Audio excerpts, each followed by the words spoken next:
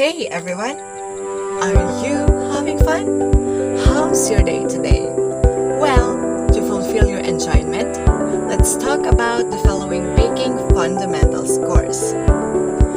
So, today, I want to share nor to enlighten you with the following common baking techniques and terminologies that you could use and coping up through your further exploration of your skills in baking. First, let me share you something.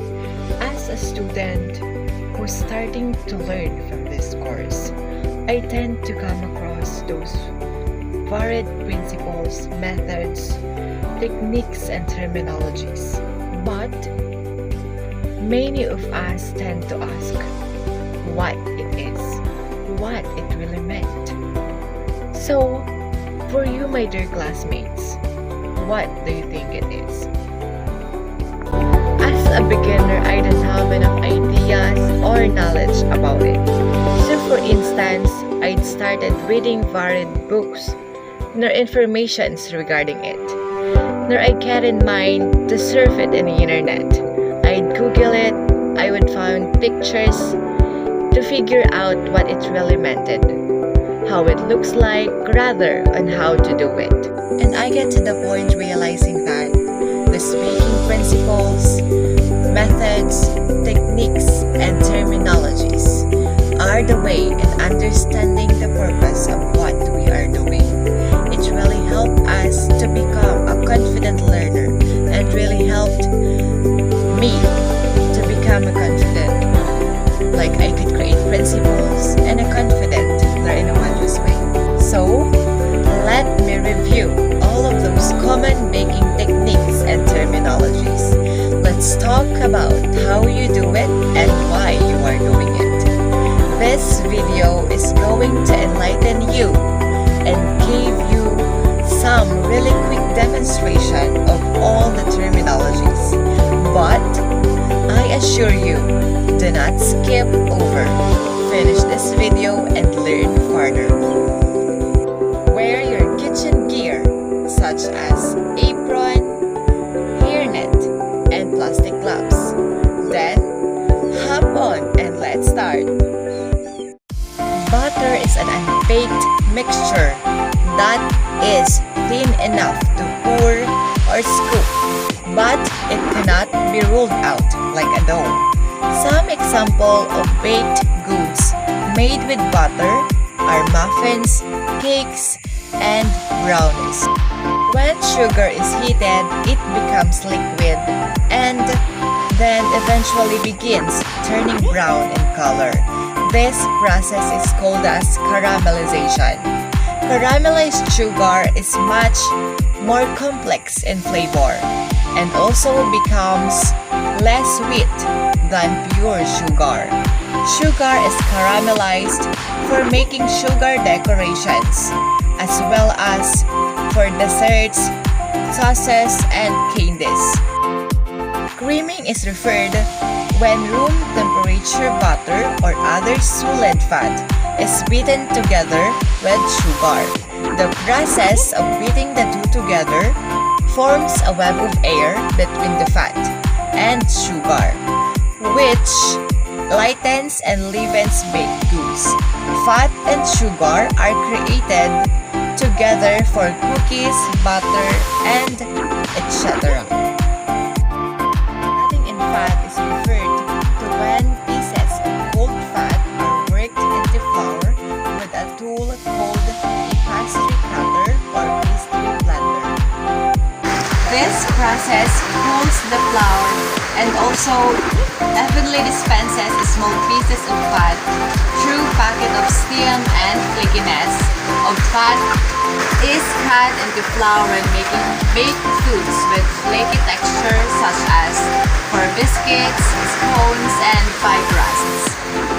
Crimping refers to folding or pinching the edges of a dough like this in a decorative way to finish the edge of a pie crust or tart.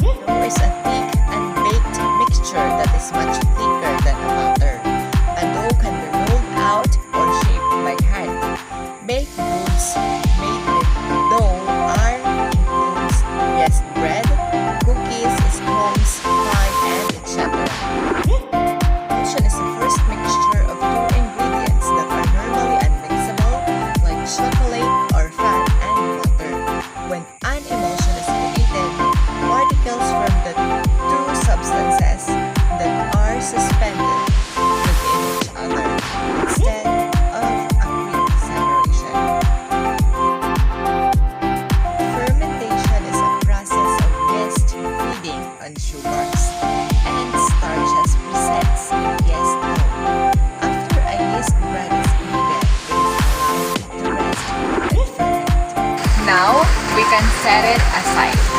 As the yeast feeds, it produces ethanol and carbon dioxide, which make the dough rise.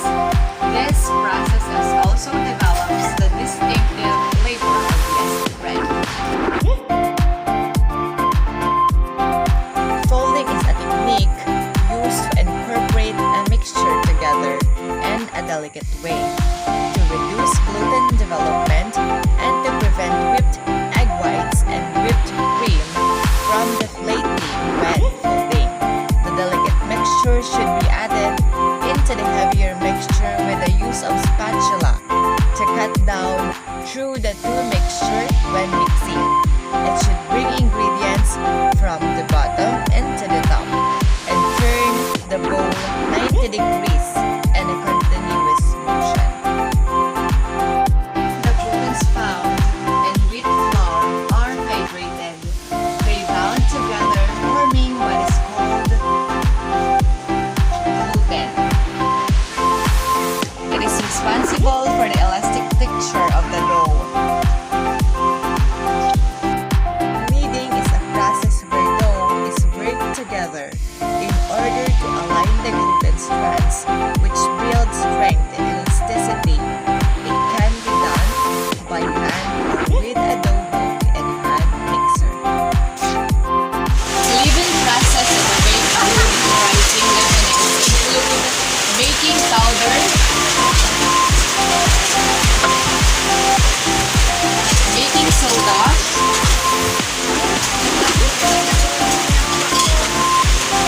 and the yeast. Forced leavening can also occur by whipping air into the ingredients. In baking, peaks refer to the stiffness of whipped cream or whipped egg whites.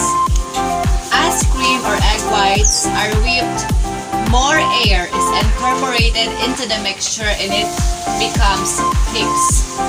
So, soft peaks barely hold their shape, like this.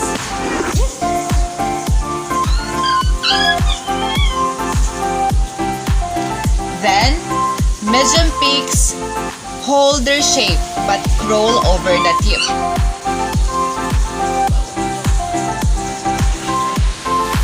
Like this. And lastly, the sleeve peaks. Sleeve peaks stand up straight and do not curl. Like that. Or maybe also like this. Exactly. Overproofing is the final rise of yeast dough goes through beyond it's going to be baked. Like this. Scoring is referred to shallow cuts made on the unbaked dough to control where bread dough will split as well as to release steam out of filed pastries. Shifting is a process of forcing flour and other dry mixtures through fine mixture and break up any lumps and generate the ingredient shifted. Flour is much lighter and incorporates more easily. When a recipe calls for butter to be softened, the butter should be at a cool room temperature. The texture should be soft and easily malleable like this. Since it is soft and easily malleable, there should not be a hint of it starting to be melted. So, that's it for today. And for all the most common baking techniques and terminologies, I hope you gather something or found this video as valuable or helpful one. See you to my next video. Bye-bye. Hi guys, it's good to see you again. Now, we're going to talk about the proper measurements of wet and dry ingredients. So, let me present or teach you the way and how to measure it. First, what is the purpose of measuring it properly? Its purpose is to ensure the best results in the kitchen, especially when baking. You need to learn how to measure it appropriately. Do you think it's just a simple task? Yes, it is, but misinterpretation or doing it wrong could lead to kitchen mishaps. So, come and join me to be guided. Then, let's prepare our kitchen materials such as measuring spoons and measuring cups. Now, we have here varied types or measure of materials or measuring cups, such as 1/8 cup or equivalent to 31 milligrams. Then 1/4 cup, which is 62 ml, 1/3 cup or 83 ml, 12 cup or 125 ml, and 1 cup or 250 milligrams. Then for spoons or the tablespoons and teaspoons, I have here 1/8 teaspoon, which is equivalent to 0.6 ml, 1/4 teaspoon, which is equivalent to 12 ml, 1/2 teaspoon or 25 ml, 1 teaspoon or 5 ml, 12 tablespoon, which is 7.5 ml, and 1 tablespoon or 15 ml. The types of these measuring cups could be rather used in a wet or dry solvents. Now, when you're using dry measuring cups, this is for flour, sugars, and brown sugars. You can also measure things like mayonnaise and sour cream in a dry measure. Anything that you can actually level off, that is what you're going to use for. Now, for wet measurements, with anything that will level itself off so that you can see it within those lines. So, with the use of it, liquids can be measured. Let's start with the dry measuring. So, let's start within the flour. I am going to use 1 cup of measuring cups. Then, since flour is the main ingredients in baking, we should be aware that you shouldn't dip your cup right into the canister itself.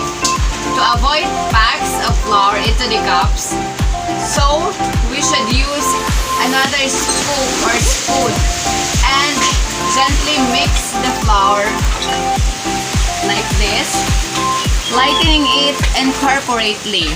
Then, scoop the flour into your cup, sprinkling it in using that offset spatula or this spoon.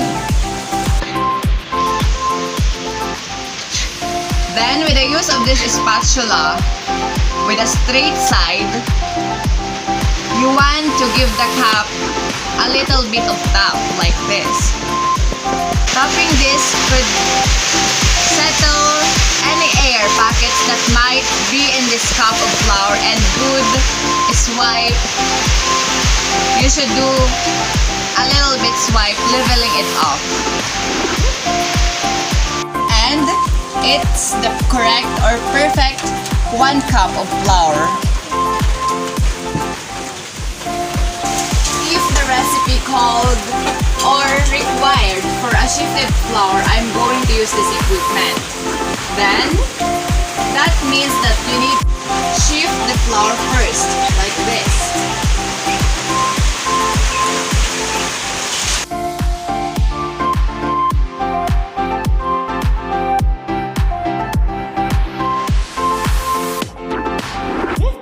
Now, let's proceed to measuring the sugar. Sugar, which is already dense, so there's no need to stir it up, and you don't need to scoop it into a cup. You can simply dip your scoop into the canister itself.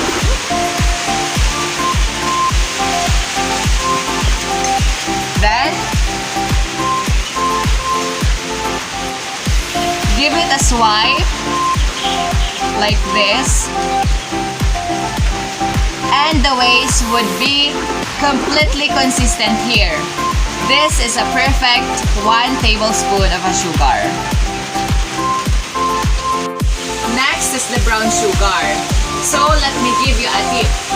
In keeping the brown sugar soft, we could use a piece of a bread nor a piece of an apple. Now take your measuring spoon that measures exactly 1 tablespoon. Like this. Now, dip it into the brown sugar. And pack the sugar into the cup or into the spoon like this.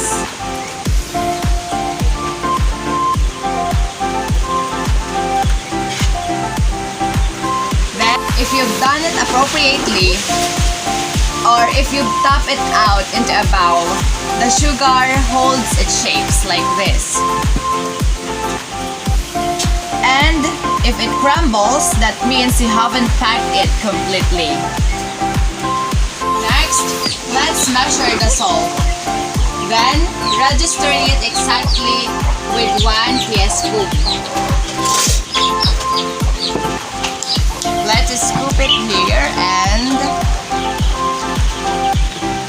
let's give it a tap and also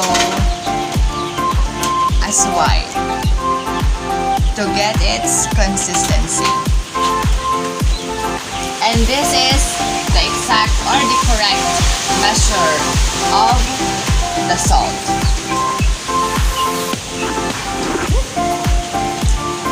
So, let's proceed to the liquid or wet measurements.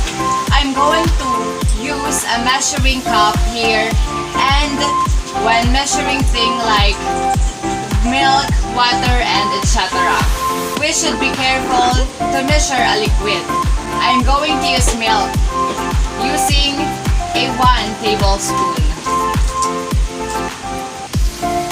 Using 1 tablespoon a measuring cup and an oil using 1 tablespoon also, which should be the most accurate way in measuring liquids like this. So let's start measuring the milk.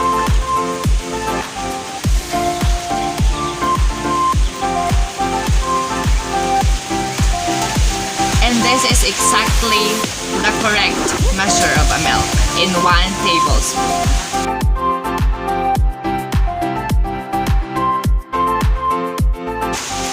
And for the oil, I'm going to scoop the 1 tablespoon in here.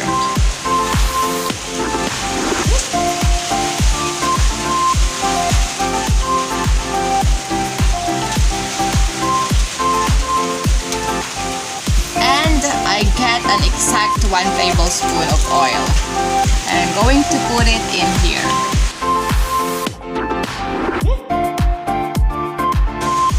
And choosing your measuring spoon or measuring cups, be more specific so that you could specify nor choose an exact measure of the materials to be used. To its markings indicated in here like this could be more useful. Its volume and both metrics and English units are being indicated in here. Since I don't have any weighing scale nor things to weigh, I'm just going to give you some tips and measuring by weight. First, you'll need a digital scale and those ingredients to weigh, like chocolates, fruits, whenever you're going to bake. Then, you need to zero out or clear out the weight of the bowl itself, so that it should not be counted in the measurement. After that, you're ready to measure everything away. Those simple tricks and tips in measuring ingredients, that is an appropriate way, will let you up for success in your kitchen career. So, that's it for this video. Hope that you'll learn enough. At last, let me have the word of Lyco Bars, saying that when baking, follow directions, while when cooking, go by your taste.